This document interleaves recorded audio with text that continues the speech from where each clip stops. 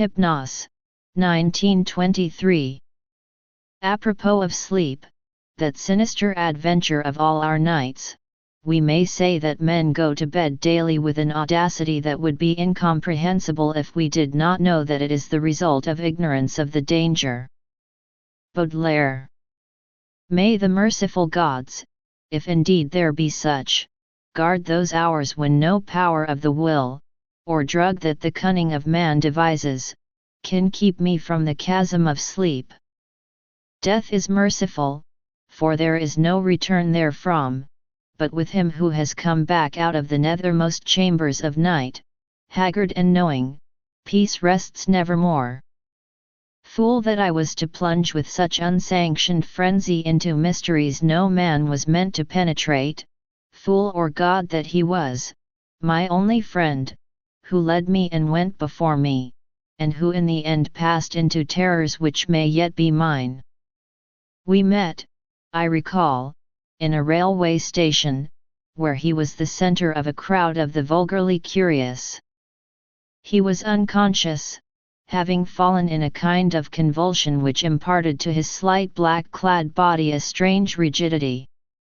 I think he was then approaching 40 years of age, for there were deep lines in the face, wan and hollow-cheeked, but oval and actually beautiful, and touches of grey in the thick, waving hair and small full beard which had once been of the deepest raven black. His brow was white as the marble of Pentelicus, and of a height and breadth almost godlike.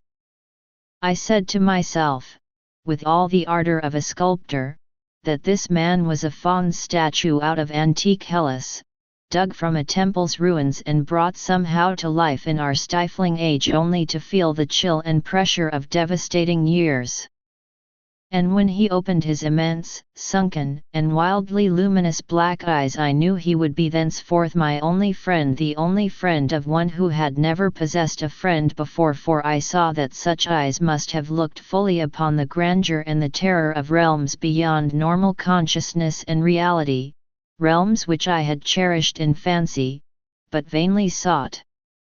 So as I drove the crowd away I told him he must come home with me and be my teacher and leader in unfathomed mysteries, and he assented without speaking a word. Afterward I found that his voice was music, the music of deep viols and of crystalline spheres. We talked often in the night, and in the day, when I chiseled busts of him and carved miniature heads in ivory to immortalize his different expressions. Of our studies it is impossible to speak, since they held so slight a connection with anything of the world as living men conceive it. They were of that vaster and more appalling universe of dim entity and consciousness which lies deeper than matter, time, and space, and whose existence we suspect only in certain forms of sleep, those rare dreams beyond dreams which come never to common men, and but once or twice in the lifetime of imaginative men. The cosmos of our waking knowledge, born from such an universe as a bubble is born from the pipe of a jester, touches it only as such a bubble may touch its sardonic source when sucked back by the jester's whim. Men of learning suspect it little and ignore it mostly. Wise men have interpreted dreams, and the gods have laughed. One man with oriental eyes has said that all time and space are relative, and men have laughed. But even that man with oriental eyes has done no more than suspect. I had wished and tried to do more than suspect, and my friend had tried and partly succeeded. Then we both tried together, and with exotic drugs courted terrible and forbidden dreams in the tower studio chamber of the old manor house in hoary Kent. Among the agonies of these after days is that chief of torments, inarticulateness. What I learned and saw in those hours of impious exploration can never be told for want of symbols or suggestions in any language. I say this because from first to last our discoveries partook only of the nature of sensations, sensations correlated with no impression which the nervous system of normal humanity is capable of receiving. They were sensations, yet within them lay unbelievable elements of time and space, things which at bottom possess no distinct and definite existence. Human utterance can best convey the general character of our experiences by calling them plungings or soarings, for in every period of revelation some part of our minds broke boldly away from all that is real and present, rushing aerially along shocking, unlighted, and fear-haunted abysses, and occasionally tearing through certain well-marked and typical obstacles describable only as viscous, uncouth clouds of vapors. In these black and bodiless flights we were sometimes alone and sometimes together. When we were together, my friend was always far ahead. I could comprehend his presence despite the absence of form by a species of pictorial memory whereby his face appeared to me, golden from a strange light and frightful with its weird beauty, its anomalously youthful cheeks, its burning eyes, its Olympian brow, and its shadowing hair and growth of beard. Of the progress of time we kept no record, for time had become to us the merest illusion. I know only that there must have been something very singular involved, since we came at length to marvel why we did not grow old. Our discourse was unholy, and always hideously ambitious. No god or demon could have aspired to discoveries and conquest like those which we planned in whispers. I shiver as I speak of them, and dare not be explicit, though I will say that my friend once wrote on paper a wish which he dared not utter with his tongue, and which made me burn the paper and look affrightedly out of the window at the spangled night sky. I will only hint that he had designs which involved the rulership of the visible universe and more, designs whereby the earth and the stars would move at his command, and the destinies of all living things be his. I affirm, I swear, that I had no share in these extreme aspirations. Anything my friend may have said or written to the contrary must be erroneous, for I am no man of strength to risk the unmentionable spheres by which alone one might achieve success. There was a night when winds from unknown spaces whirled us irresistibly into limitless vacuum beyond all thought and entity. Perceptions of the most maddeningly untransmissible sort thronged upon us, perceptions of infinity which at the time convulsed us with joy, yet which are now partly lost to my memory and partly incapable of presentation to others. Viscous obstacles were clawed through in rapid succession, and at length I felt that we had been borne to realms of greater remoteness than any we had previously known. My friend was vastly in advance as we plunged into this awesome ocean of virgin ether, and I could see the sinister exultation on his floating, luminous, too youthful memory face. Suddenly that face became dim and quickly disappeared, and in a brief space I found myself projected against an obstacle which I could not penetrate. It was like the others, yet incalculably denser, a sticky clammy mass, if such terms can be applied to analogous qualities in a non-material sphere. I felt, been halted by a barrier which my friend and leader had successfully passed. Struggling anew, I came to the end of the drug dream and opened my physical eyes to the tower studio in whose opposite corner reclined the pallid and still unconscious form of my fellow dreamer, weirdly haggard and wildly beautiful as the moon shed gold-green light on his marble features. Then, after a short interval, the form in the corner stirred, and may pitying heaven keep from my sight and sound another thing like that which took place before me.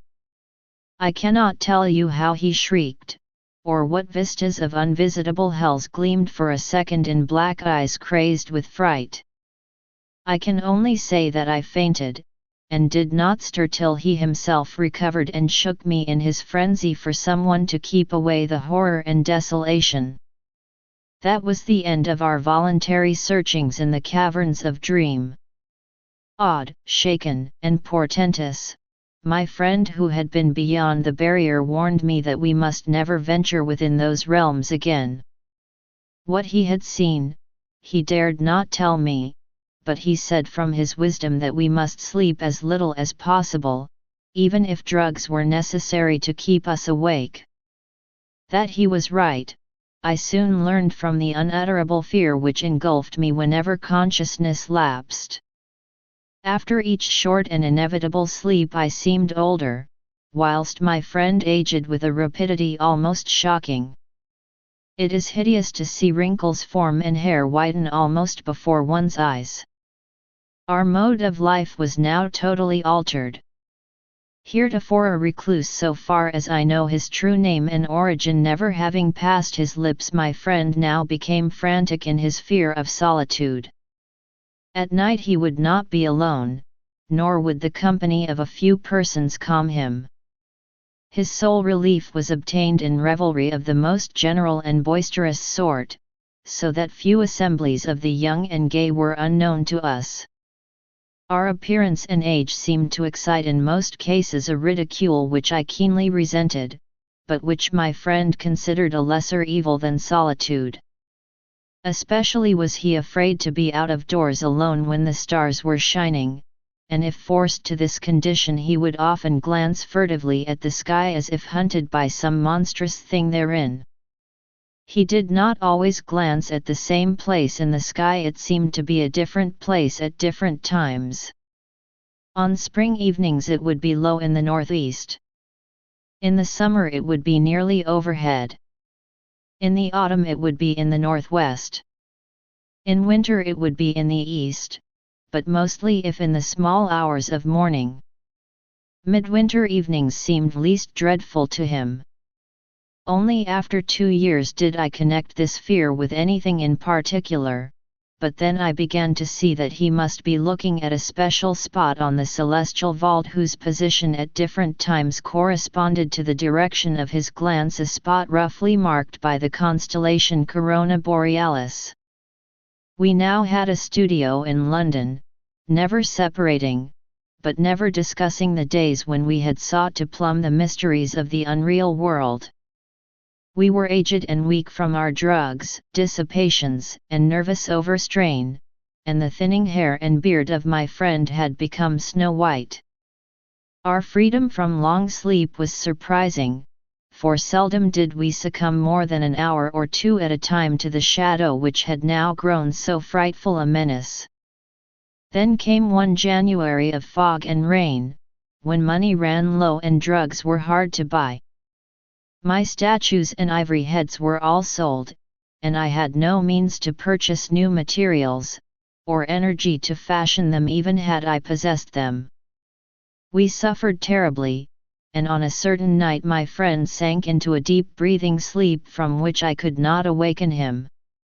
I can recall the scene now, the desolate, pitch-black garret studio under the eaves with the rain beating down, the ticking of our lone clock, the fancied ticking of our watches as they rested on the dressing table, the creaking of some swaying shutter in a remote part of the house, certain distant city noises muffled by fog and space, and, worst of all, the deep, steady, sinister breathing of my friend on the couch, a rhythmical breathing which seemed to measure moments of supernal fear and agony for his spirit as it wandered in spheres forbidden, unimagined, and hideously remote.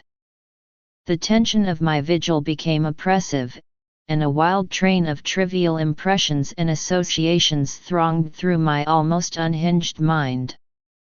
I heard a clock strike somewhere not ours, for that was not a striking clock, and my morbid fancy found in this a new starting point for idle wanderings. Clocks, time, space, infinity, and then my fancy reverted to the locale as I reflected that even now, beyond the roof and the fog and the rain and the atmosphere, Corona Borealis was rising in the northeast. Corona Borealis, which my friend had appeared to dread, and whose scintillant semicircle of stars must even now be glowing unseen through the measureless abysses of ether. All at once my feverishly sensitive ears seemed to detect a new and wholly distinct component in the soft medley of drug-magnified sounds, a low and damnably insistent whine from very far away, droning, clamoring, mocking, calling, from the northeast. But it was not that distant whine which robbed me of my faculties and set upon my soul such a seal of fright as may never in life be removed, not that which drew the shrieks and excited the convulsions which caused lodgers and police to break down the door. It was not what I heard, but what I saw, for in that dark, locked, shuttered, and curtained room there appeared from the black northeast corner a shaft of horrible red gold light, a shaft which bore with it no glow to disperse the darkness, but which streamed only upon the recumbent head of the troubled sleeper, bringing out in hideous duplication the luminous and strangely youthful memory face as I had known it in dreams of abysmal space and unshackled time, when my friend had pushed behind the barrier to those secret, innermost, and forbidden caverns of nightmare. And as I looked, I beheld the head rise, the black, liquid, and deep sunken eyes open in terror, and the thin, shadowed lips part as if for a scream too frightful to be uttered. There dwelt in that ghastly and flexible face, as it shone bodiless, luminous, and rejuvenated in the blackness, more of stark, teeming, brain-shattering fear than all the rest of heaven and earth has ever revealed to me. No word was spoken amidst the distant sound that grew nearer and nearer, but as I followed the memory face's mad stare along that cursed shaft of light to its source, the source whence also the whining came, I, too, saw for an instant what it saw, and fell with ringing ears in that fit of shrieking epilepsy which brought the lodgers and the police. Never could I tell, try as I might, what it actually was that I saw, nor could the still face tell, for although it must have seen more than I did, it will never speak again. But always I shall guard against the mocking and insatiate Hypnos, lord of sleep, against the night sky, and against the mad ambitions of knowledge and philosophy. Just what happened is unknown, for not only was my own mind unseated by the strange and hideous thing, but others were tainted with a forgetfulness which can mean nothing if not madness. They have said, I know not for what reason, that I never had a friend, but that art, philosophy, and insanity had filled all my tragic life. The lodgers and police on that night soothed me, and the doctor administered something to quiet me, nor did anyone see what a nightmare event had taken place. My stricken friend moved them to no pity, but what they found on the couch in the studio made them give me a praise which sickened me, and now a fame which I spurn in despair as I sit for hours, bald, grey-bearded, shriveled, palsied, drug-crazed, and broken, adoring and praying to the object they found. For they deny that I sold the last of my statuary, and point with ecstasy at the thing which the shining shaft of light left cold, petrified, and unvocal. It is all that remains of my friend, the friend who led me on to madness and wreckage, a godlike head of such marble as only old Hellas could yield, young with the youth that is outside time, and with beauteous bearded face, curved, smiling lips, Olympian brow, and dense locks waving and poppy-crowned. They say that haunting memory face is modelled from my own, as it was at 25, but upon the marble base is carven a single name in the letters of Attica, Hypnos.